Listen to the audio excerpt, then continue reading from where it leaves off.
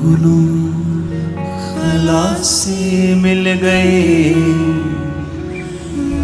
दोनों खलासी मिल गए। खुदावंद को कहो परमेश्वर बहुत से लोग उठें और इस देश की सेवा करें। बहुत से लोग उठें और तेरे नाम का प्रचार करें। अपने हाथों को उठा के कहो परमेश्वर से,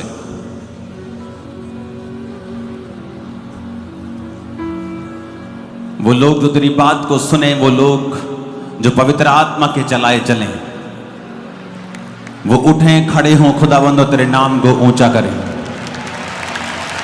अपने हाथों को उठाओ, देश की इकोनॉमी को ब्लेस करो कि इस साल में जिस तरह हम आगे बढ़े और अंत की ओर चलें, हम बदलाव को देखें। अपने हाथों को उठाओ। खुदावंद का आत्मा हमारे देश के सब पॉलिटिशियंस को छुए, अंधकार की योजनाओं को कैंसिल करें। प्रभु यीशु मसीह के पवित्र और सामर्थी नाम में हम मांगते हैं। एक प्रार्थना अभी हमें और करनी है। मैंने आपको एक चीज बताई थी 2023 के मिड से, मैं आपको बताता आ रहा था। एक प्रार्थना हमें करनी है अभी फ्यूचर में, और इसको टाइम लगेगा। परमेश्वर ऐसे प्रचारकों को उठाने वाला है। सुनो मेरी बात, मैं ये क्यों कह रहा हूं? प्रचारक तो उठते रहेंगे, ये कोई प्रोफेसी नहीं है, लेकिन इसमें प्रोफेटिक वर्ड क्या है? आने वाले समय में परमेश्वर ऐसे लोगों को उठाएगा जो अपने ट्रेडिशनल वे में प्रचार करेंगे। अगर कोई महाराष्ट्र से है तो जो पास्टर उठेगा उसकी वेशभूषा मराठी होगी, उसकी भाषा मराठी होगी। अगर कोई यूपी से है तो वो उस तरह की वेशभूषा में प्रीच करेगा। अगर कोई पंजाब से है वो उस तरह के। सुनो मेरी बात, इसकी गूंज कम करना। मैं आपको ये क्यों बता रहा हूं? आने वाले समयों में जब परमेश्वर एक ऐसी जनरेशन्स को खड़ा करने वाला है जिनके द्वारा परमेश्वर बहुत भारी गिनती में लोगों को बचाएगा, नशों से छुड़ाएगा, बीमारों से आजाद करेगा। लेकिन परमेश्वर ने मुझे बताया कि जब वो लोग उठेंगे और जब वो लोग काम करना शुरू करेंगे, उनका बहुत विरोध होगा, और वो विरोध क्रिश्चियन लोगों की ओर से होगा। तो परमेश्वर ने कहा तुझे पहले से ही 10 साल पहले, क्योंकि 5 साल के बाद ये स्टार्ट हो जाएगा और 10 साल तक आते आते ये कंप्लीट होगा, तो आपको ये मालूम होगा, ये प्रोफेटिक वर्ड चलाया जाएगा क्रिश्चियन लोगों के सामने कि ये परमेश्वर ने पहले से बोल दिया था कि इन लोगों का विरोध मत करना, क्योंकि मैंने इन्हें खड़ा किया है।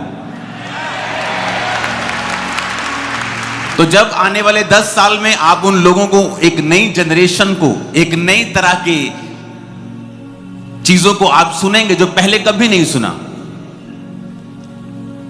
जब ये चर्च शुरू हुई तो पहले कभी ऐसा नहीं देखा गया था कि टेंट लगते हों, हजारों लाखों के गिनती में लोग आ रहे हों, स्क्रीन्स पे लोग बैठे हैं। और ये पहले कभी नहीं हुआ था। जब मैंने दर्शन देखा था, पहाड़ों में प्रार्थना करने के लिए गया, तो परमेश्वर ने मुझे दिखाया था कि ऐसा होगा।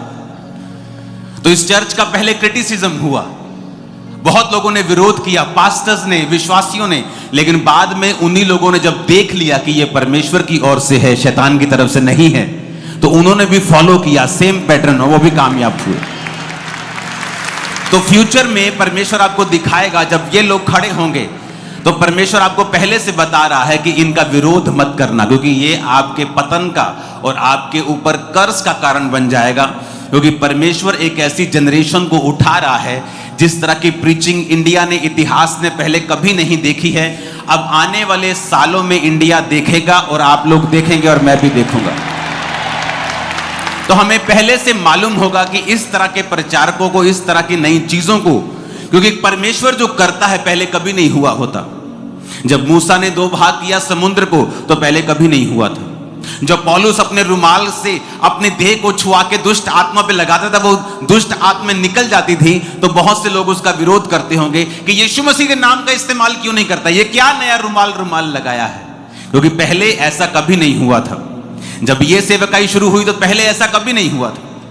गुरदासपुर की चर्च जब शुरू की थी तो एक बिल्डिंग ली थी जिसमें 3 फ्लोर थे। हमने सोचा था एक फ्लोर भरेगा, अगले साल दूसरा भरेगा, होली होली तीसरा भरेगा। दूसरे दिन, दूसरे संडे वो 6 फ्लोर यानी 3 फ्लोर और 3 उसके ओवरफ्लो भर चुके थे। ओवरफ्लो नीचे आ चुका था 2 संडे में। 4 एकड़ वहां जगह लेनी पड़ी। वहां कंस्ट्रक्शन भी चल रही है, धीरे धीरे चलती है, जिस तरह से फंड आता है, कभी रुक जाती है, कभी चल पड़ती है। लेकिन लोग इतने बड़े कि 2-4 दिन पहले मैंने 10 एकड़ वहां पे खरीदे हैं। अभी 14 एकड़ में चर्च लग रही है। अभी आप इमेजिन कर सकते हैं 14 एकड़ में लोग स्क्रीन के सामने बैठे हैं, जहां पास्टर्स को मुश्किल हो रहा है लोगों को कंट्रोल करना, चाहे वो सेम छत के नीचे बैठे हैं। और यहां पर आप ग्रेस देखो कि 14 एकड़ में हजारों लाखों लोग और हर ब्रांच में बैठे हैं और आराम से बैठकर सुन रहे हैं। आपको क्या लगता है किसकी ओर से है? क्योंकि परमेश्वर जब करता है कुछ, वो ऐसा करता है जो पहले कभी नहीं हुआ होता। अगर आप रियल कॉल्ड हैं परमेश्वर में, आपकी बुलाहट है, आपको परमेश्वर ने खुद कॉल किया है, आपकी लाइफ से कुछ ऐसी चीजें होंगी जिनको क्रिटिसिज्म मिलेगा, जिनकी खिलाफत भी होगी, लेकिन याद रखना एंड में हम ही जीतेंगे, आप ही जीतेंगे और परमेश्वर ही जीतेगा। Hallelujah, hallelujah. आपने थर्सडे की मीटिंग देखी कि नहीं देखी? जिन्होंने नहीं देखी वो दोबारा से देखें। जब मैंने वीडियो दिखाया था थर्सडे कि मैंने क्या बोला था 2023 में, 23 में, 24 के बीच, 24 के एंड, 31 नाइट, अर्ली 2025 में, और वो सब फरवरी में पूरा हो रहा है। लाखों करोड़ों रुपए लोगों के डूबे, निवेशक भाग रहे हैं, इकोनॉमी डिप्रेस हो रही है, ऑप्रेस हो रही है, जो पहले आपको बता दिया गया था। और तब बताया था जब ये पीक पर चल रहा था। हर दूसरी इंस्टाग्राम रील स्टॉक्स के ऊपर आ रही थी, इसमें इन्वेस्ट करो। हर तीसरी फेसबुक पे, इंस्टाग्राम पे यही चल रहा था, जबरदस्त चल रहा है, जबरदस्त चल रहा है। मैंने कहा था नहीं, अभी ऑपरेशन आएगा, डिप्रेशन आएगा और या आप रोक नहीं पाएंगे। मैंने ये भी कहा था आपकी प्रेयर्स इन्हें रोक नहीं पाएंगी, पर अगर आप प्रेयर करेंगे आप बचे रहेंगे खुद। अब मैं आपको आने वाले समय में बता रहा हूं कि जब ये नई जनरेशन उठे, जब ये नई तरह की खेप तैयार हो, जिसे परमेश्वर ने अपने माइटी हैंड से तैयार किया है, जिनको वो चुन चुका है। हो सकता आप में से बहुत से लोग हों, आप नहीं जानते हो, लेकिन मैं आपको बता रहा हूं, जब परमेश्वर उन माइटी हथियारों को, जिन्हें वो गर्भ में से चुन चुका है और जिन्हें में ठहरा चुका है, और जब टाइम होगा, जिस तरह बाइबल कहती है, जब समय हुआ तो उसने अपने बेटे प्रभु यीशु मसीह को बुला लिया सेवकाई के लिए। और जब समय होगा, इस जनरेशन को परमेश्वर बुलाएगा, तो ये माइटी जनरेशन एक हथियार बन के परमेश्वर में इस्तेमाल होगी और लाखों करोड़ों रूहें बचाई जाएंगी यीशु मसीह के नाम। और जहां पर टीवी नहीं पहुंच सकता, इंटरनेट नहीं पहुंच सकता, आप बोलेंगे टीवी इंटरनेट तो हर गांव में है। मैं आपको बता रहा हूं, जो परमेश्वर कह रहा है मैं बोल रहा हूं। जहां टीवी नहीं पहुंचा, लोग नहीं पहुंचे, ये जनरेशन वहां जाकर भी काम करेगी और जबरदस्त काम करेगी। और ये ऐसी जनरेशन होगी जो गरीब से गरीब के पास भी जाएगी और उस शहर के एमएलए के पास और उस स्टेट के मुख्यमंत्री के पास जाकर भी प्रीच करेगी। और ये डरने वाली जनरेशन नहीं होगी, ये गिदोन की तरह खड़ी होगी, ये पतरस और पौलुस की तरह काम करेगी। आमीन। मेरे को खड़कने वाला चाहिए, शैतान को हिलाने वाला। और परमेश्वर ने मुझे बताया कि मेरे लोगों को पहले से बताना है कि इन लोगों का विरोध मत करना, क्योंकि आज बहुत से इंटरनेट पे धर्मी बने हुए लोग हैं, तो इन लोगों का विरोध मत करना। और मैं आपको बताता हूं कि विरोध किसी को गिरा नहीं सकता, उसका अपना चरित्र, अपना बुरा चरित्र लोगों को गिराता है। विरोध कभी किसी को गिरा नहीं सकता। जितना विरोध इस चर्च ने देखा, किसी ने नहीं देखा यहां, लेकिन ये खड़ी है और स्ट्रांग होकर, क्योंकि विरोध आपको नहीं गिराता, आपका बुरा चरित्र, आपके बुरे कर्म जो हैं वो आपको गिराते हैं। तो आने वाले समय में तैयार हो जाइए और प्रार्थनाएं कीजिए। क्रिटिसिज्म वाला दिमाग हटा लीजिए कि हमने पहले ऐसा कभी नहीं देखा, बाइबल में तो ऐसा नहीं लिखा।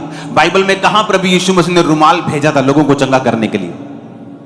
लेकिन बाइबल कहती पौलुस की देह से रुमाल छुआ कर जब दुष्ट आत्मा पर लगाए जाते थे, दुष्ट आत्माएं निकल जाती थी, रोगी चंगे हो जाते थे। कहां मूसा से पहले बाइबल में समुद्र दो भाग हुआ था? कभी नहीं। सिमसौन ने गधे की जबड़े की हड्डी से 1000 फिलिस्तीनी पुरुषों को मार डाला था, पहले कहां हुआ था? कभी नहीं, कहीं नहीं हुआ था। यरदन को एलिया ने दो भाग कर दिया, पहले कहां हुआ था? नहीं हुआ था।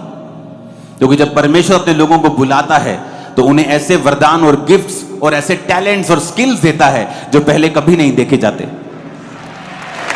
और मैं आपको बता रहा हूं, आप जो प्रार्थनाएं कर रहे हैं, आप जो बो रहे हैं, आप जो प्रेयर्स कर रहे हैं, आप जो फास्टिंग कर रहे हैं, आप जो इस दर्शन में सम्मिलित हैं, कुछ सामने से फाइट कर रहे हैं, कुछ पीछे से फाइट कर रहे हैं, आप सबके लिए परमेश्वर ने एक बड़ा प्रतिफल ठहरा है, बहुत बड़ा प्रतिफल ठहराया है आप लोगों के लिए। मैं आपको बता रहा हूं, आपकी फैमिली ब्लेस होगी, आपका हस्बैंड, आपकी वाइफ, आपके बच्चे, आपका बिजनेस, जो कुछ भी आपके साथ जुड़ा हुआ है वो सब कुछ आशीषित है यीशु मसीह के नाम में। आपने जो परमेश्वर के लिए फाइट किया है, मैं आपको बता रहा हूं, आपका प्रतिफल बड़ा है और आप उसे देखेंगे इसी पृथ्वी के ऊपर। आप देखेंगे बदलते हुए समय को, आने वाले समय में जो आज बहुत ऊपर है और शैतान के जगह के ऊपर, उसे गिरता हुआ भी आप देखेंगे आने वाले समय में। चर्च की प्रार्थनाओं के द्वारा सब कुछ हो सकता है। अलर्ट रहें, अपने पास्टर्स के लिए प्रार्थना करें, अपनी सेवकाई के लिए प्रार्थना करें, अपने लिए प्रार्थना करें। जितनी पहले कभी नहीं की उतनी प्रार्थना करें, जितना वचन पहले कभी नहीं पढ़ा उतना पढ़ें, क्योंकि आने वाले समय में अगर शैतान बड़ी चीजें, बड़े डंडे लेके खड़ा है तो परमेश्वर बड़ी आशीषें लेके भी आपके सामने खड़ा है। अपने हाथों को उठा प्रार्थना करते हैं, मेरे पिता, जो आने वाली मजदूरों की खेप तूने तैयार करके रखी है, पिता हम मांगते हैं उन्हें सुरक्षित रख। जब तूने बुलाए अपनी माइट से, अपनी ताकत से, वो तेरे कामों में इस्तेमाल हो, बिना किसी शक, बिना किसी डर के। हर डर का, शक का, रुकावट का आत्मा की जिंदगियों को छोड़ के जाता रहे और वो एक माइटी वेपन की तरह इस्तेमाल हो। प्रभु यीशु मसीह के सामर्थी नाम में हम मांगते हैं, आमीन हो जाए। ये आशीष हमारी है चर्च। मैंने कहा आमीन हो जाए, ये आशीष हमारी है चर्च।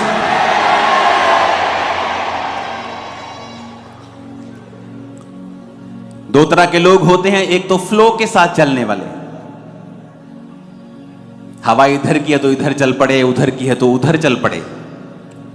विरोध हो रहा है तो कुछ दिन रुक जाते हैं, चर्च नहीं जाते, जब ठीक ठाक माहौल हो गया तो फिर चर्च में निकल पड़ते हैं। तो परमेश्वर का आत्मा बता रहा था कि जो विरोध आप देख रहे हो स्टेट्स में, अलग अलग जिन स्टेट्स में आप विरोध देख रहे हो, उन स्टेट्स में सबसे अधिक प्रभु का काम भी आप देखोगे।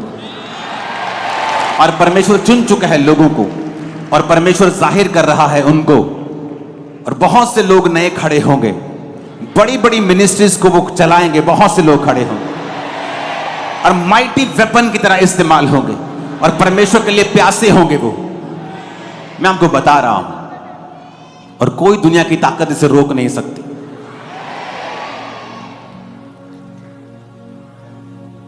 यीशु मसीह का काम रोकने में सबसे बड़ा जो रोल है वो धर्म का है, क्रिश्चियन धर्म। सदूकी और फरीसी, तुम ऐसा नहीं कर सकते, तुम ऐसा नहीं कर सकते, बाइबल में ये कहां लिखा है? इसलिए मैं कहता हूं यीशु मसीह धर्म बनाने नहीं आए, धर्म बदलने नहीं आए। धर्म तो रुकावट पैदा करता रहा है जीसस क्राइस्ट के रास्ते में। उसको पकड़वाने वाले भी वही थे जो धर्म के अगुए थे, सदूकी और फरीसी और महायाजक और याजक। इसलिए परमेश्वर का आत्मा अपने लोगों को बता रहा है पहले ही कि जब ये नई खेप तैयार होगी मजदूरों की, जब ये नए हथियार परमेश्वर के माइटी वेपन तैयार होंगे, माइटी हथियार जब परमेश्वर खड़ा करेगा इनको, तो किसी को बताने की जरूरत नहीं पड़ेगी। उनके काम बताएंगे वो परमेश्वर की ओर से हैं, और जो लोग उनका विरोध नहीं करेंगे वो बरकत को पाएंगे। आमीन। अपने घुटनों के बाहर आके अपने हाथों को उठा के जीसस को बोलो, जीसस मैं आपके वचन को सुनने के लिए तैयार हूं, और मैं अपने कान आपके वचनों की ओर लगाता हूं। मांगो अपने हाथों को उठा के ऊंची आवाज में।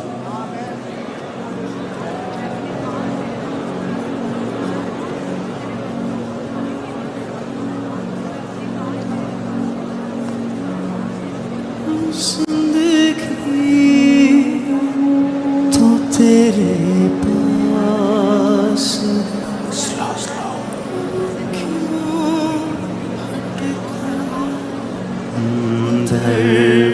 दर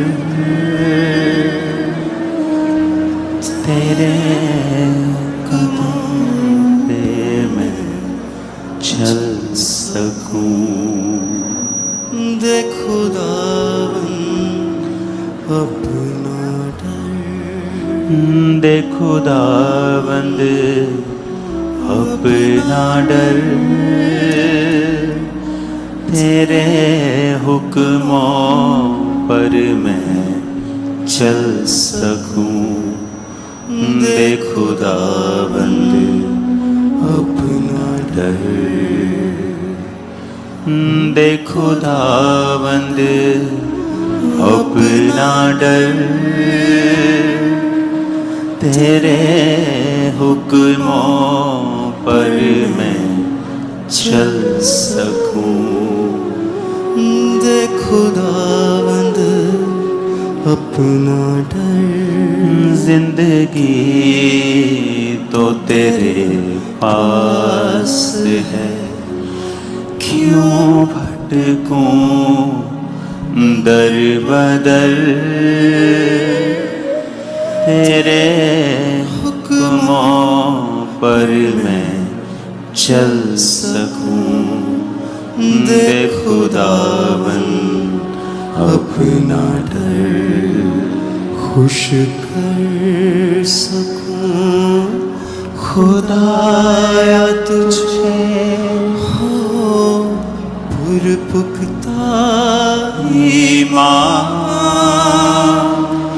हो तेरे पाक पहाड़ पर हर पल मेरी नजर,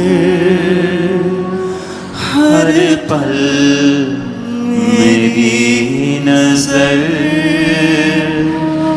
हो तेरे पाक पहाड़ पर हर पल मेरी नजर। तूने मुझे है चुन लिया, तू बाप और मैं बेटा, दुनिया ये घर है आरज़ी और आसमां अबदी घर, और आसमां अपना घर, दुनिया घर है आरज़ी और आसमां घर, और आसमां अबदी घर, दुनिया ये घर है आरज़ी और आसमां अबदी घर। अपने हाथों को उठाओ। जितना आप समझते भी नहीं उतनी जल्दी परमेश्वर हमें लेने के लिए आने वाला है। जितना हम सोच भी नहीं सकते वो उतनी जल्दी है। और उसने कहा, देख जिस तरह तुम्हें मालूम नहीं कि चोर किस रात आएगा, उसी तरह मैं चोर के समान आऊंगा, लोगों को मालूम ना होगा मैं किस दिन किस रात आता हूं। दो स्त्रियां चक्की पीसती होंगी, एक उठा ली जाएगी, एक छोड़ दी जाएगी।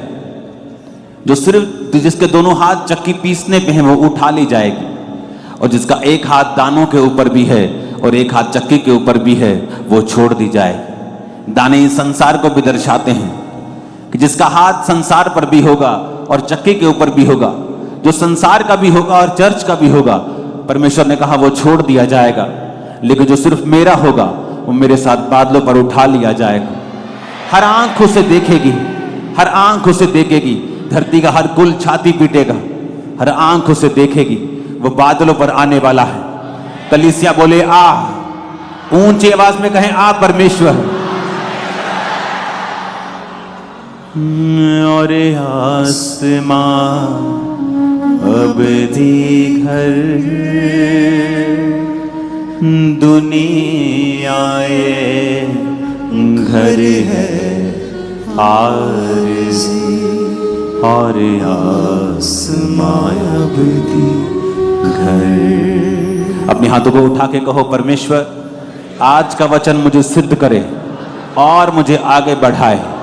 प्रभु यीशु मसीह के पवित्र नाम में हम मांगते हैं, आमीन। जितना ऊंचा और लंबा ये ब्लेसिंग उतनी बड़ी है। जोर से जितनी ताकत है हाथों में तारीफ कर दो, जोर से।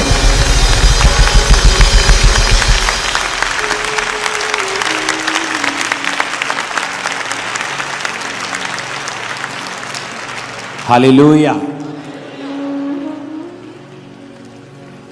आज स्वर्ग जैसा फील आ रहा है मुझे, आपको आ रहा है पता नहीं। आमीन। परमेश्वर की उपस्थिति में आनंद है, बाइबल में लिखा।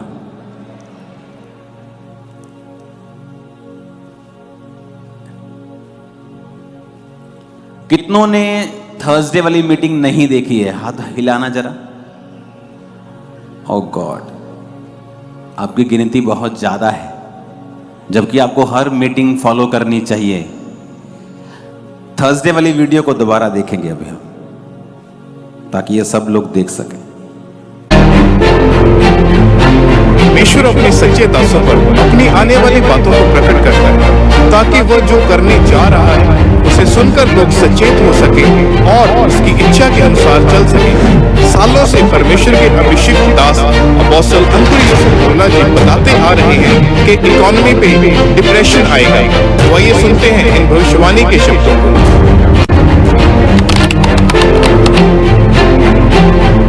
आने वाले टाइम में जो परमेश्वर मुझे दिखा रहा था, मैं आपको बताऊंगा आने वाले टाइम में क्या होगा, किस तरह से फाइनेंशियली ट्रबल्स देश फेस करेंगे। मैं आपको बता रहा हूं, प्रार्थना कर रहे हैं हम, लेकिन मैं आपको बता रहा हूं प्रोफेटिकली कुछ चीजें होंगी जिन्हें प्रेयर्स रोक नहीं सकती, लेकिन प्रेयर जो धर्मी होंगे उनको बचा सकती है, उनको स्ट्रांग रख सकती है, उस परीक्षा के दिन में उनको निकाल सकती है। लेकिन वो कुछ चीजें होंगी जो होंगी ही होंगी, कोई प्रेयर उन्हें रोक नहीं सकती।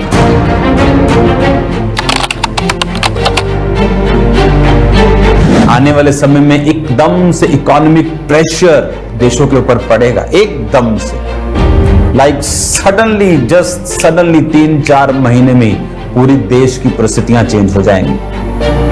ऐसा होगा। प्रेयर्स आपको बचाएंगे, प्रेयर्स मुझे बचाएंगी, लेकिन इसे होने से प्रेयर रोक नहीं सकती। ये परमेश्वर की ओर से निर्धारित हो चुका है।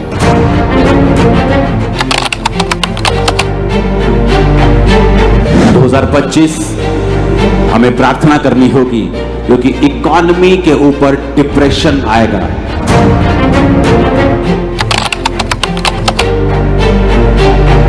आप जो आने वाले समय का इकोनॉमिक ऑपरेशन है, डिप्रेशन है, आप इसे खत्म नहीं कर सकते, डिले कर लेंगे या खुद बच जाएंगे।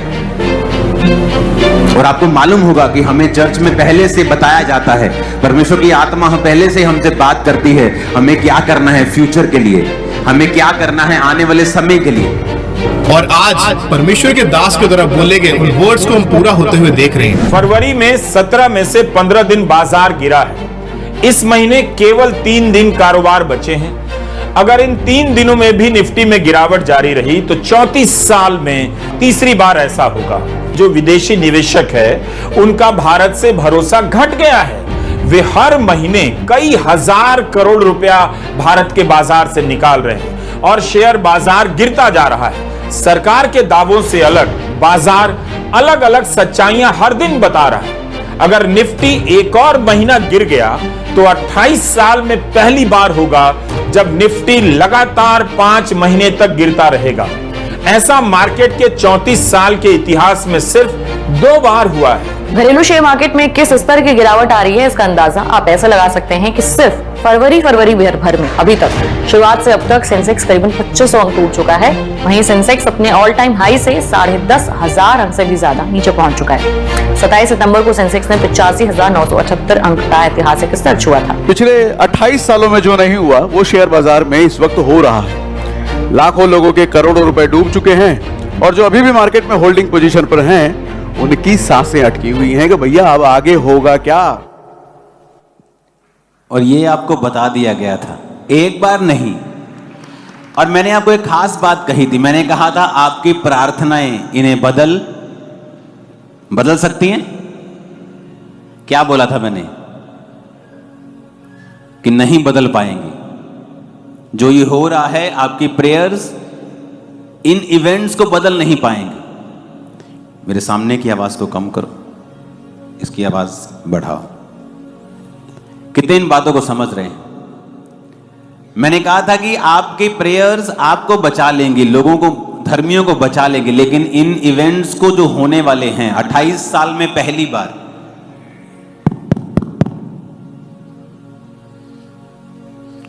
हल्का फ्लैट करो इसे।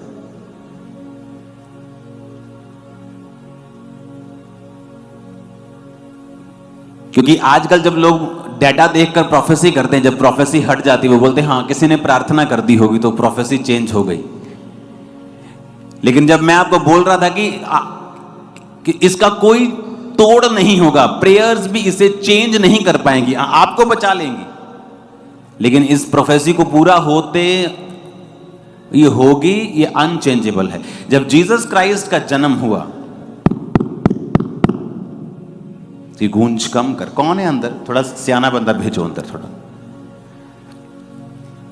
जब जीसस क्राइस्ट का जन्म हुआ, बाइबल कहती है कि कितने 100 बच्चे मार दिए गए थे 1 और 2 साल के। याद है कि नहीं? बाइबल पढ़ी है। ऐसा क्या हो गया कि जीसस क्राइस्ट के जन्म के ऊपर इतने बच्चों की मौत हो गई? बाइबल कहती है, पुराने नियम में भविष्यवाणी थी कि रहमा में एक करुणा नाद सुनाई देगा, राहेल अपने बच्चों के लिए रो रही है क्योंकि वो नहीं रहे। तो अगर वो भविष्यवाणी हुई तो आपको क्या लगता है कि ये परमेश्वर की मर्जी थी? भविष्यवाणी करने का मतलब ये नहीं कि ये परमेश्वर की मर्जी है। भविष्यवाणी का मतलब है कि आने वाले समय का जो इवेंट है, जो घटनाएं हैं, वो क्या होंगी, परमेश्वर का आत्मा पहले से बता देता है। अब जीसस क्राइस्ट के जन्म पर जितने बच्चों की मौत हुई, क्योंकि जब राजा को बताया गया कि बैतलहम में एक राजा का जन्म हुआ है, जोशी आके उसे कहते हैं कि राजा का जन्म हुआ है। राजा घबरा, कहता कौन सा राजा? मैं राजा हूं। कहते नहीं नहीं, आने वाले समय में वो राजा होगा और उसका जन्म हुआ है।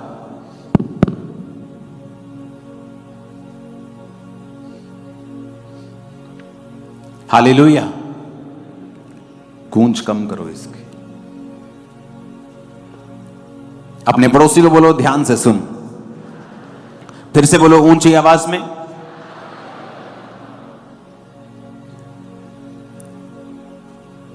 और वो प्रोफेसी यीशु मसीह के जन्म से कितने 100 साल पहले लिख दी गई थी। तो क्या वो परमेश्वर की मर्जी थी? नहीं, वो परमेश्वर की मर्जी नहीं थी। वो परमेश्वर आने वाली घटना को बता रहा था कि जब जीसस क्राइस्ट का जन्म होगा उस समय बहुत से यंग बच्चों को राजा मरवा देगा। क्योंकि जब उनको बताया गया कि राजा का जन्म हुआ है तो राजा ने पता करवा के कि किस इलाके में हुआ है, सारे 1 और 2 साल के छोटे बच्चे मरवा दिए थे। और वहां पर सब रोने लगी और भविष्यवाणी पूरी हुई कि राहेल अपने बच्चों के लिए रो रही हैं क्योंकि वो नहीं रहे। इसका मतलब यह नहीं था कि वो परमेश्वर की भविष्यवाणी थी तो परमेश्वर ने किया। नहीं, परमेश्वर ने नहीं किया, लेकिन परमेश्वर जानता था कि ऐसा होगा। जब एक उजाला आपकी लाइफ में आना होता है, या एक बहुत बड़ी गवाही बननी होती है, या परमेश्वर का कोई खास प्लान है आपकी लाइफ में, आपको पता है शैतान आपकी लाइफ में बड़ा गेम करने की कोशिश करता है, आपको यह बड़ी परीक्षा से निकलना पड़ता है।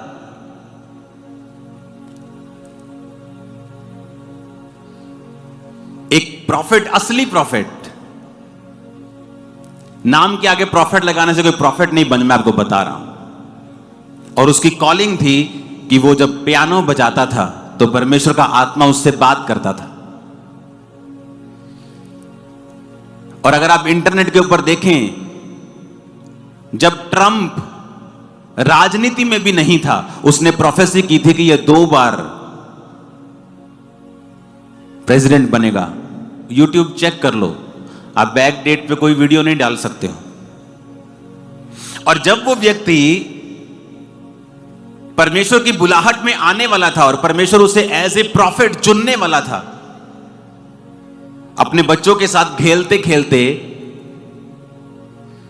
एक गाड़ी वो चला रहा था और उसके दोनों हाथों की उंगलियां एक एक्सीडेंट में और दोनों हाथों की कलाइयां टूट गई थी। और वो इतना निराश हो गया क्योंकि उसे 40 साल लग गए अपनी बुलाहट समझते समझते।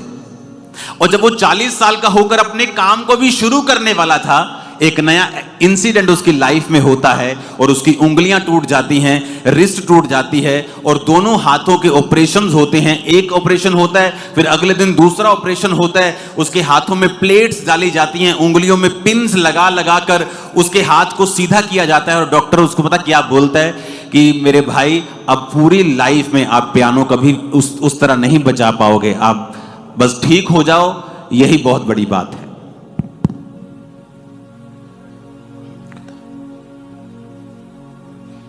और उसने अपनी गवाही में लिखा कि मैं इतना टूट गया अपनी लाइफ में। इसको कम करो आवाज को, अब कौन है अंदर?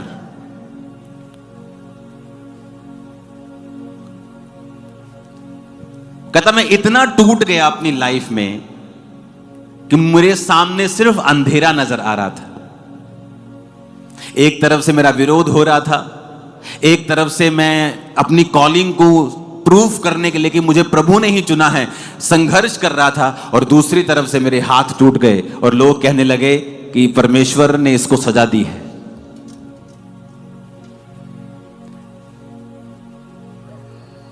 उसने प्रार्थना करनी शुरू की, उसने परमेश्वर में समय बिताया, आंसू बहाए, और 3 महीने के बाद, 4 महीने के बाद हाथ थोड़े थोड़े खुले। और कहता जब मैं पियानो मैंने बजाना स्टार्ट किया, ये दुनिया का सबसे भयंकर दर्द था जो मुझे होता था, पर अपनी बुलाहट को मैंने छोड़ा नहीं। कहता डॉक्टर की बात सही साबित हुई, मैं उस तरह पियानो नहीं बजा पाया, बल्कि उससे भी अच्छा अब मैं बजाने लगा था,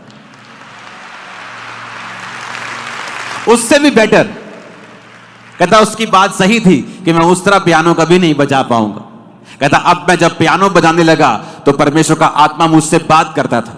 9/11 की प्रोफेसी, ट्रंप की प्रोफेसी, ऐसी बहुत सारी घटनाएं जो 5-10 साल बाद होनी थी, उसने प्रोफेसी की और पूरी दुनिया ने उसको विटनेस किया। आज वो खुदा का दास परमेश्वर के पास है।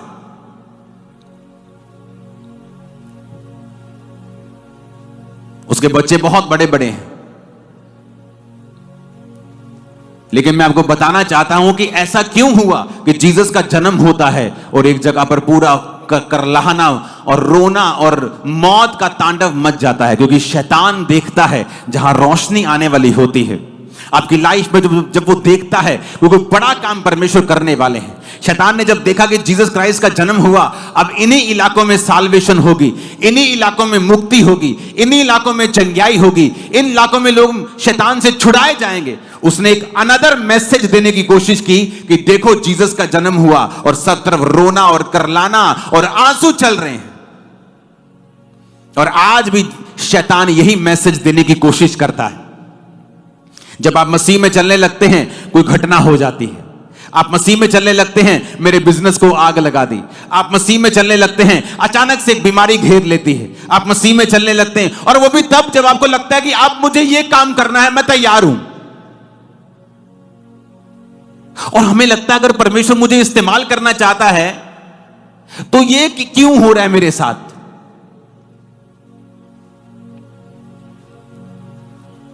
जब परमेश्वर ने 2007 में सेवकाई के लिए मुझे बुलाया तो मेरे सबसे बड़े तगड़े विरोधी पास्टर्स थे, मेरे अपने लोग। और मैं पूरी तरह से स्ट्रेस में अपनी लाइफ को बिताता था, क्योंकि हर रोज वो मुझ पे नया इल्जाम, नई चीजें लगाते थे। और जब ये सेवकाई शुरू हुई और मैं आगे अभी बढ़ना ही था, अभी सोच ही रहा था कि मीटिंग को स्टार्ट करें, मेरे को एक फीवर होता है। सबको हो सकता है, दवाई खाई ठीक हो जाएगा, 1 दिन 2 दिन, चलो 3 दिन, चलो 1 हफ्ता, चलो 15 दिन। भाई साहब वो 1 महीना, 102, 103, 101 रोज बिना नागा मेरी टेस्ट पे टेस्ट चल रहे हैं। और मैं प्रभु से कह रहा हूं मैं वीक होता जा रहा हूं, हाथ नहीं उठाए जा रहे, कंघी नहीं कर हो रही, वीक के बाद वीक होता जा रहा हूं, बिल्कुल वीक हो गया हूं। प्रभु मैं, तू मुझे वाकई इस्तेमाल करना चाहता है? मैं तो अभी मैंने भी तो शुरू भी नहीं किया चर्च, तो अभी जस्ट मैं लोगों से बात कर रहा हूं, अभी जस्ट मैंने थर्सडे मीटिंग भी स्टार्ट नहीं किया और मेरी ये हालत है। और शक होने लगता है क्या वाकई प्रभु ने सेवा के लिए बुलाया भी है, या मैं ही ऐसे फोर्स कर रहा हूं? अखबार में तब अखबार बहुत आती थी, तब इतना इंटरनेट का 2008 में इतना इंटरनेट नहीं था। ब्रॉडबैंड पे आप देख लो, कुछ वचन सुन लो, लेकिन इस तरह से जैसे आज खबरें हम सिर्फ सुनते ही इंटरनेट के ऊपर या अपने फोन के ऊपर हैं। अखबार में एक बीमारी का नाम पड़ा, ब्रूसेलोसिस नाम की एक बीमारी जानवरों से आती है, इसमें बुखार रहता है 102-3 और ये इलाज है। मेरे रोज ऐसा लगता है कि मैं आज मर जाऊंगा। मैं अपने टेस्ट करवा, बॉम्बे तक अपने टेस्ट करवा, इतनी ट्रबल, इतनी मुश्किल, इतनी उधर से विरोध, इधर से बीमारियां, इधर से दुष्ट आत्मा कोई अटैक, इधर से कुछ, इधर से फैमिली मेरे साथ नहीं। ऐसा लगता था कि जैसे मैं करूं तो करूं क्या। और ये शैतान करना चाहता है हर एक विश्वासी की लाइफ में, और विश्वासी को यह समझ नहीं आता कि मेरी लाइफ में ये ट्रबल कैसे हो सकता है। अभी तो मैं कुछ करने वाला था, सडनली अगर प्रभु मेरे को बुलाता है या मेरे में जीवन में कुछ चाहता है या मेरे द्वारा कुछ करना चाहता है, तो ये तो हो ही नहीं सकता ना। मैंने कहा अगर मुझे प्रभु चाहता कि मैं खामरा में सेवकाई स्टार्ट करूं, तो सेवकाई शुरू करने से पहले मुझे ऐसी बीमारी कैसे हो सकती है? जबकि मैं खुद लोगों के घरों में जाकर प्रचार करता हूं, लोगों को टेस्टिमनी देता हूं। तो ऐसा रोग, चलो रोग हो गया, दवाई खा ली ठीक हो गया, प्रेयर कर ली ठीक हो गया, लेकिन ऐसा रोग दवाई खाई जो, और मुझे दवाई छोड़नी पड़ी, क्योंकि वो दवाई सिर्फ बुखार की होती थी। जब दवाई छोड़ दो बुखार वैसे का वैसा था, बीमारी डायग्नोज हो नहीं रही थी, वो क्या चीज है। टेस्ट के बाद टेस्ट होते जा रहे थे और बॉडी बिल्कुल रिस्पॉन्ड नहीं कर रही थी, वीक होती जा रही थी।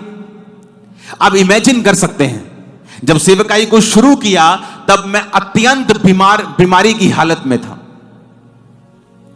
और मुझे यह भी मालूम है कि क्या यह चलेगी भी। लेकिन बाइबल कहती है विश्वास के बिना उसे प्रसन्न करना अन होना है। आपने सुना था, मैंने सुना था भविष्यवाणियों के द्वारा कि खुदावन मुझे इस्तेमाल करेगा। मैंने सारे सरकमस्टेंसेस जो मेरे आसपास थे डिनाई कर दिया, बुखार डिनाई कर दिया, सब तकलीफें, सब मुश्किलें डिनाई कर दी, और छोटी सी सेवकाई शुरू की 3 लोगों के साथ। प्रचारक कौन है? अंकुर नरूला। दरी बिछाने वाला कौन है? अंकुर नरूला। वॉलंटियर कौन है? अंकुर नरूला। चाय कौन बना रहा है? अंकुर नरूला। चाय बांट कौन रहा है? अंकुर नरूला। बिस्किट कौन बांट रहा है? अंकुर नरूला। मीटिंग खत्म, दरी उठा के पैक कौन कर रहा है? अंकुर नरूला। सफाई कौन कर रहा है? सब कुछ मैं ही था चर्च में, और मेरे सामने 3 लोग बैठते थे आगे, और मैं उन्हें इसी शिद्दत से बताता था परमेश्वर के बारे में। और जैसे जैसे बाय फेथ मैंने खुदा को यह नहीं कहा पहले तो बीमारी खत्म कर, मैं तो माइक नहीं उठा सकता, मैं कैसे लोगों को प्रचार करूंगा। मैंने पहले माइक उठाया, प्रीच किया, बाय फेथ करता रहा, बीमारी गायब होती गई। जैसे जैसे मैं आगे बढ़ता गया, खत्म होती गई, रिकवर हो गया। और महीने लगे, साल लगे, मैं आपको बता रहा हूं। ऐसा नहीं कि 2, 3, 4 महीने में फ्री हो गया, नहीं। मीटिंग के बाद मैं बिल्कुल बीमार रहता था, लेकिन परमेश्वर ने मुझे ब्लेस किया। मैंने बाय फेथ देखा हर जगह जीसस क्राइस्ट जा रहे हैं, सो रहे हैं नाव के ऊपर, तूफान आता है, चेले घबरा जाते हैं। और कितनी बार ऐसा हुआ, और एक बार वो जा रहे हैं और सामने पागल व्यक्ति को चंगा होना था अगले दिन, और रात को तूफान आता है। चेले नहीं समझ पाते तूफान क्यों आया, लेकिन शैतान को पता था कि अगली सुबह जो होने वाली है वो मेरे छुटकारे की होने वाली, मुझे इसके बीच से निकाल दिया जाएगा। तो एक रात पहले वो तूफान पैदा करने की कोशिश कर रहे हैं। आज विश्वासी क्यों बैकस्लाइड हो जाते हैं या क्यों प्रभु से हट जाते हैं? जब मुसीबतें आती, उनको जब तरह तरह की तकलीफ आती, उन्हें लगता है कि तकलीफ आ रही, उन्हें ये नहीं पता अगली सुबह एक बड़ा छुटकारा तुम्हारा इंतजार कर रहा था। तुम हट गए, तुमने बेवकूफी की है, तुम मूर्ख ठहरे हो परमेश्वर की निगाह में। क्या तुम्हें नहीं पता विश्वास के बिना उसे खुश करना पॉसिबल नहीं है? तुम्हें विश्वास करना होगा और परमेश्वर के पीछे चलना होगा। बाय फेथ हमें परमेश्वर में उन प्रतिज्ञाओं को हासिल करना है जो परमेश्वर ने हमें दी हैं। अगर आप विश्वास में नहीं चलेंगे, शैतान उसका फायदा उठाएगा। आप इमेजिन करो, इधर जीसस का जन्म होता है, उधर मौत की लाशें बिछ जाती हैं बच्चों की। क्या इंप्रेशन पैदा करने की कोशिश की शैतान ने कि जीसस का जन्म हुआ और कई माओं की कोख उजड़ गई। एक बैड इंप्रेशन पैदा करने की कोशिश की। शैतान बैड इंप्रेशन पैदा करने की कोशिश करता है। तू चर्च में गया, देख तेरे साथ क्या हो गया, तेरी मां ने तुझे छोड़ दिया, तेरे भाई ने तुझे छोड़ दिया। वो बैड इंप्रेशन बहुत छोटा है, जो बरकत आने वाली है वो आसमान भर के है,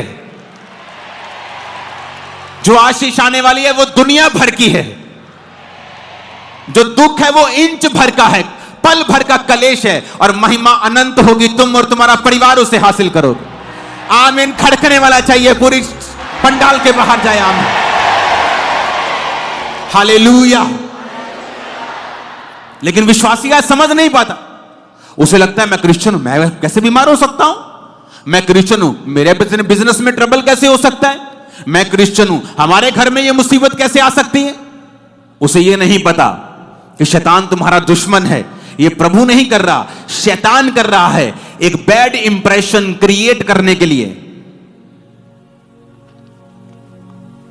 एक बैड इंप्रेशन क्रिएट हुआ कि कोई राजा जन्मा है, सब तरफ रोना ही रोना है, बच्चों की लाशें सब कब्रिस्तान की ओर जा रहे हैं, भर भर के दबा रहे हैं, सब रो रहे हैं। कैसा इंप्रेशन क्रिएट करने की कोशिश की।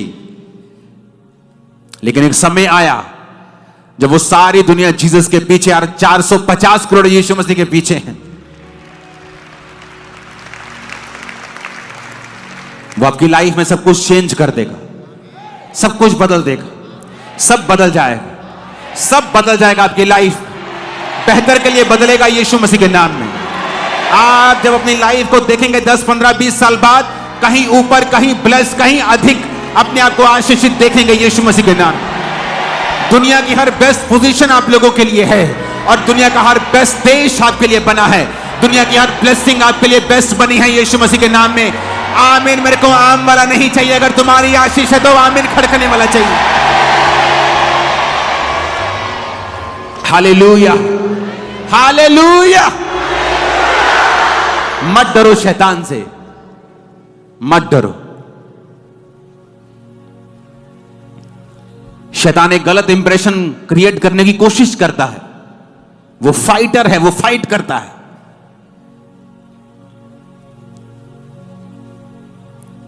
तू क्रिश्चियन, तेरे साथ ऐसा कैसे हो सकता है?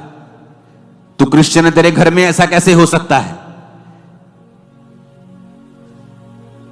तू क्रिश्चियन, तेरे को यह बीमारी कैसे हो सकती है? एक बैड इंप्रेशन शैतान क्रिएट करने की कोशिश करता है जब आप खड़े रहते हैं। इसलिए वचन कहता है, याकूब कहता है कि जब तुम दुखी हो तो प्रार्थना करो। तो अपने आप को प्रार्थना में दें, खुदा से बात करें, खुदा को कहें कि जो शैतान कर रहा है उसे वो नाश करे और आपको उठाए और खड़ा करे। जब तक अपने आप को आप प्रार्थना में नहीं देंगे और ऐसे ऊपर आंखें करके ताकते रहेंगे, वो आपकी ओर ताकता रहेगा कि कब तू मुंह खोलेगा, और आप उसकी ओर ताकते रहेंगे कि कब तू कृपा करेगा, और परमेश्वर आपकी ओर देखता रहेगा कब तू मुंह खोलेगा और मुझसे मांगेगा और अपना आप तू मुझे देगा। हालेलुया। सूर्य के सामने भी जब बादल आता है तो धरती पर छांव हो जाती है, तो इसका मतलब यह नहीं कि सूर्य छुप गया, बादल उसके सामने है। और धर्मी की ज्योति, बाइबल कहती है, उस धर्मी उस ज्योति के समान है जो दोपहर तक परफेक्ट होता जाता है। आपकी ज्योति बढ़ने के लिए, आप बढ़ते ही जाएंगे। कुछ देर के लिए बादल आपके सामने आ सकता है, लेकिन वो कुछ देर के लिए आपको छुपाने के लिए है, लेकिन आपकी ज्योति बढ़ती जाएगी जब तक वो परफेक्ट नहीं हो जाती। नीति वचन 4 उसके 18 में लिखा, धर्मियों की चाल उस चमकती हुई ज्योति के समान है जिसका प्रकाश दोपहर तक अधिक और अधिक बढ़ता ही जाता है। अगर आप धर्मी हैं, चाहे कोई परीक्षा आए, शैतान बैड इंप्रेशन क्रिएट करने की कोशिश करे, शैतान परीक्षाएं देने की कोशिश करे, दुखी करने की कोशिश करे, लेकिन याद रखना आपकी ज्योति बढ़ती ही जाएगी अगर आपने परमेश्वर को नहीं छोड़ा तो। आपने प्रार्थना नहीं छोड़ी, आपने बोना नहीं छोड़ा, आपने वचन नहीं छोड़ा, फास्टिंग नहीं छोड़ी, भवन नहीं छोड़ा, आप संगति नहीं छोड़ी। Hallelujah, hallelujah. कुछ लोग सोचते हैं घर बैठकर संगति अटेंड कर लेंगे, ऑनलाइन आप लोगों के लिए नहीं है। जो चर्च में आ सकते हैं उन लोगों के लिए ऑनलाइन नहीं। ऑनलाइन हमारे फौजियों के लिए जो कहीं ग्लेशियर पे बैठे हैं, कहीं आ नहीं सकते हैं, उन लोगों के लिए ऑनलाइन है। जो कहीं दूर पहाड़ी पे बैठे हैं, आसपास कुछ नहीं है, उन लोगों के लिए ऑनलाइन है। आलसियों के लिए ऑनलाइन चर्च नहीं है। तुम्हारे पास किराया नहीं है तो कमाओ, पूरा हफ्ता खुदा ने तुम्हें हाथ दिए, आंखें मुंह दिया, कमाओ और कमा कर चर्च आओ। गरीबी बहाना नहीं है, यह श्राप है, इसे तोड़ो। आपके पास अगर बहाना है आज गरीबी का, कल आप अमीर हो जाओगे और तब भी चर्च नहीं आ पाओगे, क्योंकि आपको कुछ और काम पड़ जाएगा।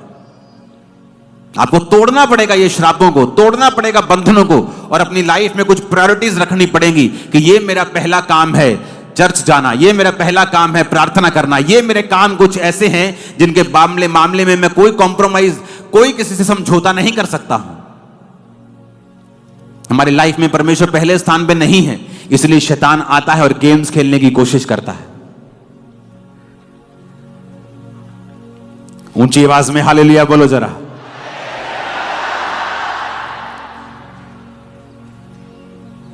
आपको यह ध्यान रखना है, अगर आप बढ़ते बढ़ते रुक गए हैं ये तो भी सही नहीं, क्योंकि आपको हमेशा धर्मी की चाल उस चमकती हुई ज्योति के समान है जिसका प्रकाश दोपहर तक, जब तक सूर्य शिखर तक नहीं पहुंचता, वो सुबह से लेके तड़के से लेके उस दोपहर तक बढ़ता ही जाता है। लेकिन धर्मी जब तक अपनी पूरी कॉलिंग परफेक्शन में नहीं आता, उसकी ज्योति बढ़ती ही जाएगी। ये हमारी कॉल है बढ़ना, हमारी कॉल है चमकना। आज से आपके बच्चे और आप चमकेंगे, और इतना चमकेंगे शैतान की आंखें अंधी कर देंगे आपकी चमक से। आमीन। ऊंचा ये आशीष हमारी है चर्च। खुदावंद आपको ब्लेस करता है जब आप ऐसे समयों में भी खुदावंद की प्रेस करते हैं। आप जानते हैं बहुत से लोग अपनी लाइफ में श्रापित क्यों हैं? क्योंकि उन्होंने अपने चरित्र से परमेश्वर के नाम की बदनामी की है। आज जब कोई रेप करता है, बदनामी करता है परमेश्वर की, अपने चरित्र से हटकर काम करता है, तो लोग ये नहीं कहते ये पादरी, लोग बोलते क्रिश्चियनिटी पे अटैक करते हैं। जब वो पादरी कहते हैं तो सब पादरियों की लिस्ट में सब आते हैं, और एक गलत व्यक्ति की वजह से सब लोगों पे उंगली उठाई जाती है।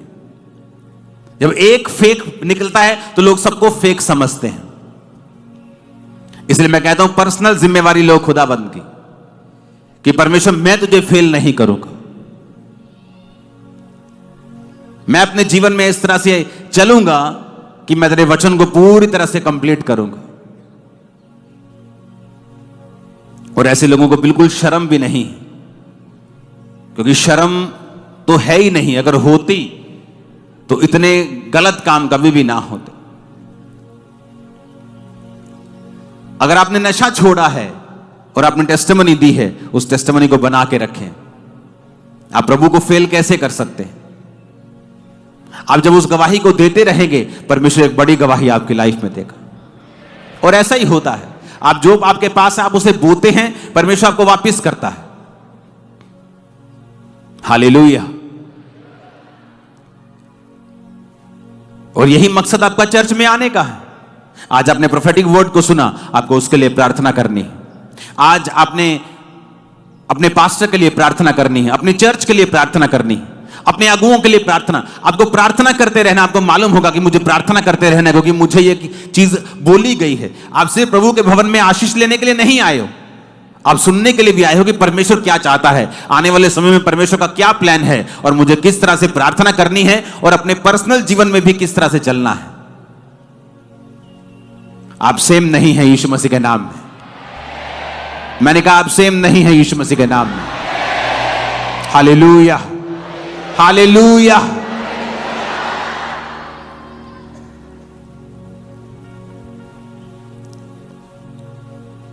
आने वाले दिनों में चीजें स्ट्रांग होंगी,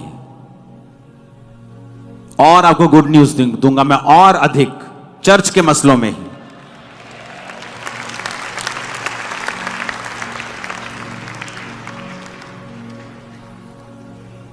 बहुत स्ट्रांग सिस्टम में बनाने वाला हूं। आप बिना आपके केस बिना सॉल्व हुए आप यहां नहीं बैठेंगे, आपके केस सॉल्व होंगे। मैं आपको बता रहा हूं। आप मत सोचो कि यहां लाखों लोग बैठे हैं तो मेरे को आपका मालूम नहीं। आप ट्यूसडे काउंसलिंग पे आते हैं, आप चाहे मुंह से ऐसे ही कह दें कि मुझे पापा से मिलना है, आपकी शक्ल सीधा मेरे मोबाइल पे पॉपअप होती है, पटक। ये आदमी मिलना चाहते हैं। तो मत सोचो कि आप लाखों हैं तो आपकी केयर नहीं। एक और टीम मैं तैयार कर रहा हूं, इसी साल मैं आपको वो दे दूंगा। मैं आपको बता रहा हूं, माइक्रो टाइटनिंग करूंगा, माइक्रो छोटा छोटा भी मैं आपको बता रहा हूं। स्मॉल स्मॉल चीजों में भी मैं आपको अगुवाई करूंगा। ऐसा कुछ नहीं होगा कि आप शायद भीड़ में हैं, ऐसा कुछ नहीं है। बस आपको सिस्टम के नीचे आना होगा। अगर आप सिस्टम के बाहर हैं, आपका मेंबरशिप कार्ड नहीं है, आप सिस्टम के बाहर हैं, फिर तो अलग चीज है। फिर तो आप अपनी रूल्स के रेगुलेशंस के अंडर नहीं, तो हम भी फिर आपके लिए कुछ नहीं कर पाएंगे।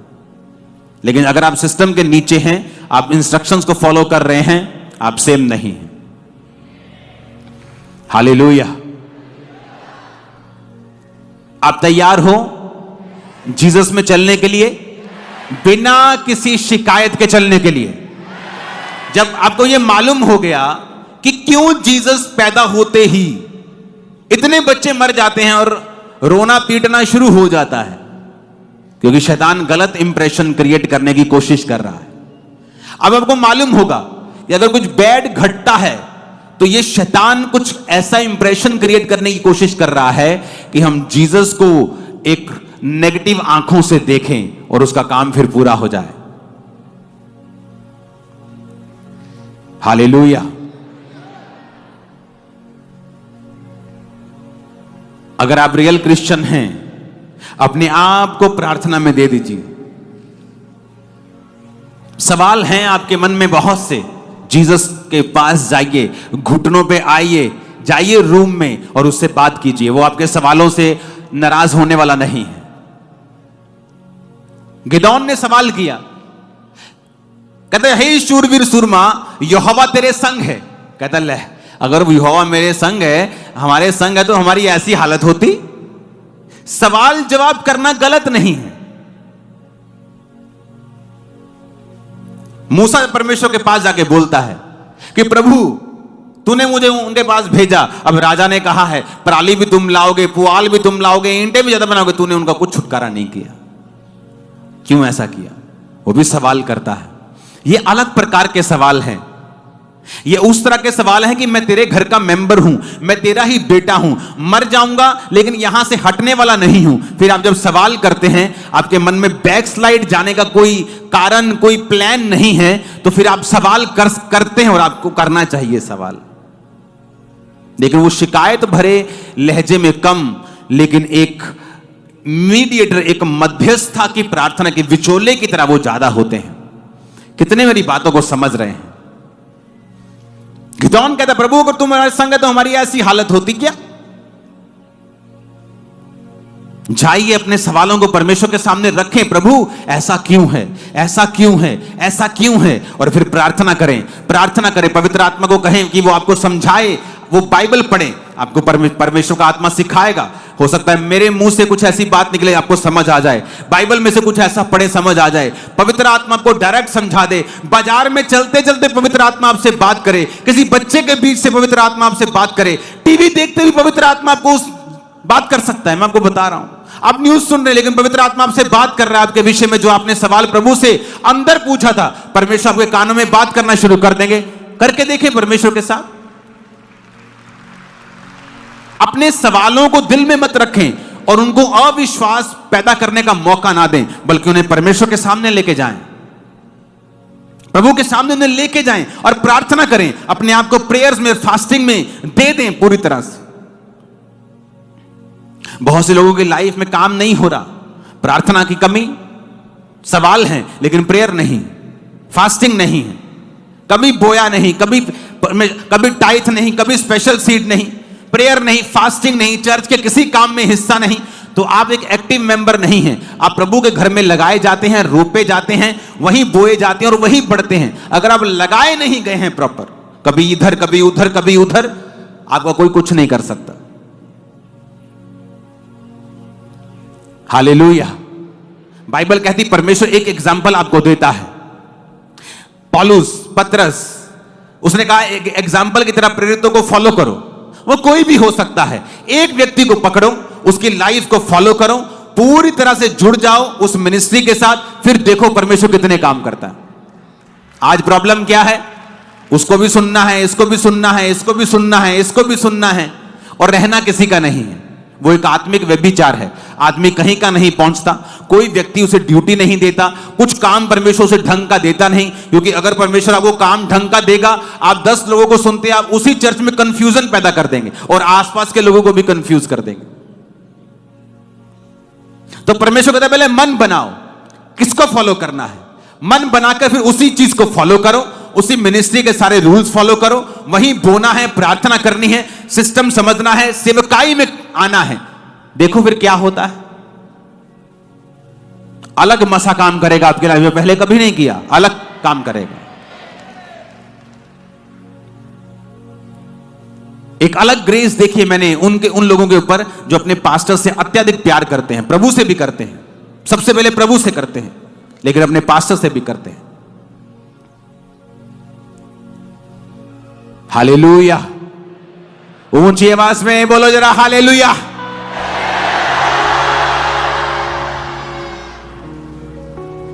तभी आप कहीं पहुंच पाएंगे जहां परमेश्वर आपको लेके जाना चाहता है।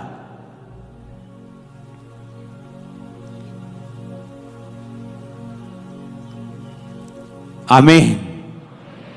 बहुत बड़े बड़े काम करने हैं, अभी शुरुआत हुई है, अभी तो बहुत बड़े बड़े। मुझे ऐसा लग रहा है कि मैं अभी एक मिशन को स्टार्ट करूंगा। ये मेरे चंद से लोग बैठे हैं जिनसे मैं बात कर रहा हूं कि अभी हमें कुछ करना है, आप मेरी टीम का हिस्सा हो और एक बड़ा काम हमें करना। Hallelujah, hallelujah. तैयार हो? घबराओगे तो नहीं? जब शैतान कुछ करने की कोशिश करेगा घबराओगे तो नहीं? सवाल तो नहीं करोगे फालतू के? सवाल तुम करोगे लेकिन फालतू के नहीं। जाओ प्रभु जब मेरी कमेटी ना निकलने मैं तेन मरना ही छोड़ देना। ऐसे विश्वासी भी देखे हैं मैंने। हालेलुया। उन लगा प्रभु तो मैंने मरना छोड़ देना। उसको कोई फर्क नहीं। उसको श्रापित करोगे खुद श्रापित होगे, उसको ब्लेस करोगे खुद ब्लेस होगे। और ऐसे ही उसके लोग हैं। हालेलुया। ना तो लोगों की प्रेज से ज्यादा फूलो, ना ही उनके विरोध से डरो। ये च्युइंग गम की तरह है, चबाओ और थूक दो, अंदर निकलने का नहीं। हालेलुया। चाहे वो प्रशंसा हो, चाहे वो विरोध हो। कल मैं सारी रात परमेश्वर के साथ था और इंटेंस प्रेयर्स में था। आज मीटिंग हो गई, लेकिन आगे क्या? आगे फिर वही प्रेयर्स। पिछले संडे के मस्से से अगला संडे मत चलाओ, पिछली रेवलेशन से अगला थर्सडे मत चलाओ, इसलिए लोग आपकी चर्च में बोर हो जाते हैं।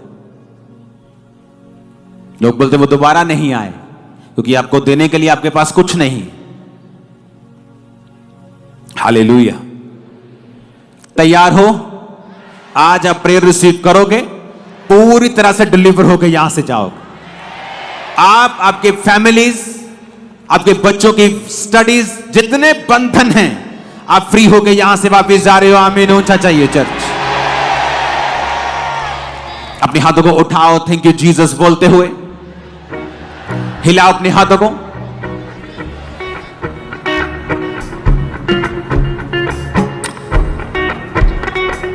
पूर्वी हवाएं जब चलती है, सिंगिंग कर दो। जमीन हो जाती है। पूर्वी हवाएं जब चलती है, खुश्क जमीन हो जाती है।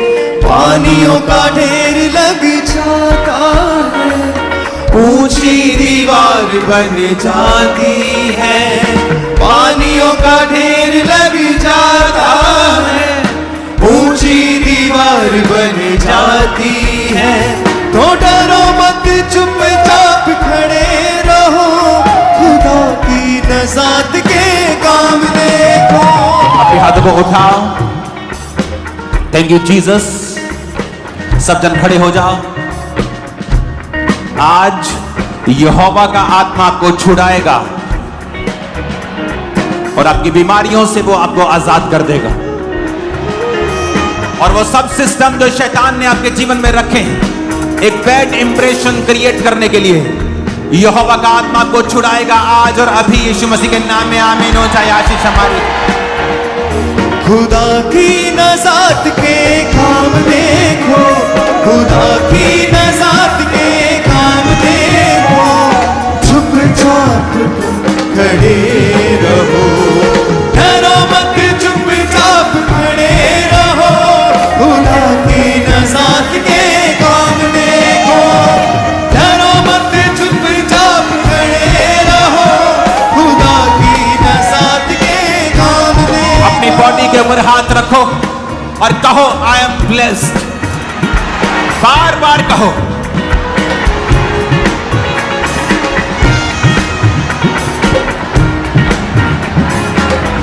I am blessed, I am heeled, I am delivered. मैंने छुटकारा पाया है, चंगाई पाई है, मैं आशीषित हूं। बोलो ऊंची आवाज में।